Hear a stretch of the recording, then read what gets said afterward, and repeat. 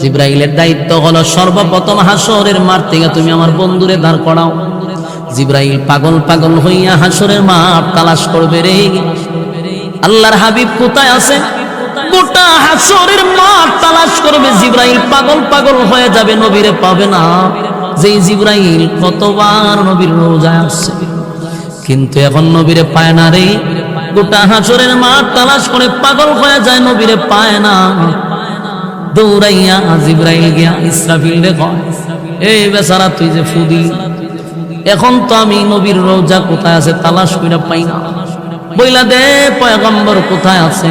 কয় আমারে জিগাও লাভ নেই, মাটিরে জিগাও, কারণ মাটির মধ্যে আছে, মাটি তো কইতে পারে।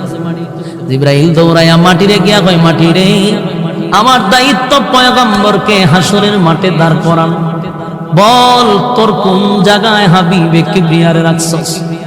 মাটি কয়, জিব্রাইল ইসরাফিলে যখন বাঁশি বাজায়া দিছে, আমার মধ্যে এমন কম্পন সৃষ্টি হইছে, আমি মাটির মধ্যে মাটি নাই, এমন ওলট পালট হয়ে গেছে, আমি যে আমার মধ্যে নবীরে কোথায় রাখছি আমিও জানি না।